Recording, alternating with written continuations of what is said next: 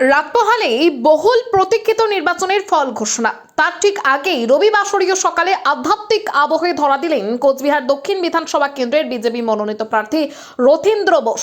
এদিন সকালে তিনি শহরের ঐতিহ্যবাহী মদনমোহন মন্দিরে পুজো দেন এবং আশীর্বাদ প্রার্থনা করেন। পুজো শেষে মন্দির প্রাঙ্গণে সাংবাদিকদের মুখোমুখি হয়ে রথীন্দ্র বোস বলেন, আমরা সনাতনী, যে কোনো শুভ কাজ করার আগে আমরা আমাদের আরাধ্য দেবতার কাছে প্রার্থনা করি। নির্বাচনের এই অগ্নি পরীক্ষায় বসার আগে ইষ্ট দেবতার চরণে নিজেকে সঁপে দেওয়াই ছিল তার আজকের এই সফরের মূল উদ্দেশ্য। এদিন প্রার্থীর গলায় শোনা গেল আত্মবিশ্বাসের সুর। তিনি আরও বলেন, আশা করি আমাদের সবার উন্নতি হবে। পশ্চিমবঙ্গের যে উন্নতি হওয়া দরকার সেটা ঠাকুর দেখবেন। ঈশ্বর আমাদের ঠিক সেইভাবেই পথ চলার নির্দেশ দেবেন।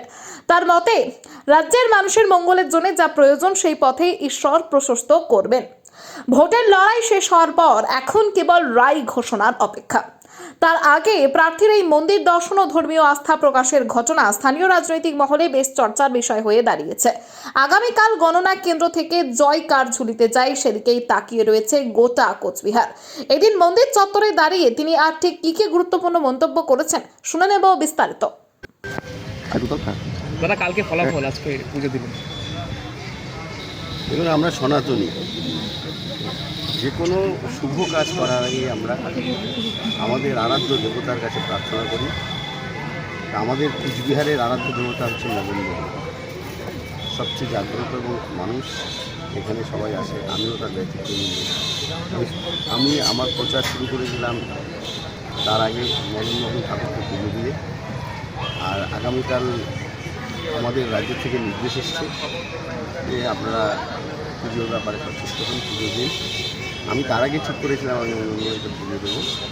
আমি কালকে 4টা মন্দিরে গিয়েছিলাম, সেবা সংসঙ্গ, রামকৃষ্ণ মিশন, ধর্মসভায় গিয়েছিলাম, লোকনাথ বাবার আশ্রমে মন্দিরে গিয়েছিলাম। আজকে মদনমোহন ঠাকুরকে পুজো দিলাম।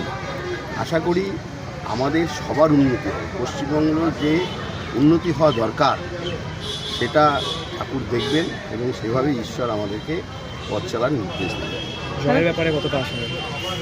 জয়ের ব্যাপারে আমাদের তো করণীয় কিছু নেই। আমরা যতটুকু কাজ করেছি, এবার ঈশ্বর আমাদের যেদিকে নিয়ে যাবেন আমরা এগিয়ে যাব। সমস্ত কিছু ঈশ্বরের উপর নির্ভর করে। যেহেতু আমরা সনাতনী, আমরা ঈশ্বরকে বিশ্বাস করি, ঈশ্বরই আমাদের পাত্র, ঈশ্বরের পথ দেখানো। বলছি দাদা, আগামীকাল ফল প্রকাশ হবে। বিভিন্ন যে স্ট্রং রুমগুলো যেখানে কাউন্টিং সেন্টার করা হয়েছে সেখানে কঠোর নিরাপত্তা হয়েছে। এর আগে তৃণমূলের পক্ষ থেকে একাধিকবার অভিযোগ করা হয়েছিল যে স্ট্রং রুমগুলোর যে সিসিটিভি ক্যামেরা সেগুলো কাজ করছিল না। বারবার এই ধরনের অভিযোগ আসছে, কী বলবেন? আমরা দু একটা অভিযোগ দেখেছি, কিন্তু যারা যে এক্সপ্লেন করেছি সেক্ষেত্রে আমি আমার ক্ষেত্রে স্যাটিসফাইড।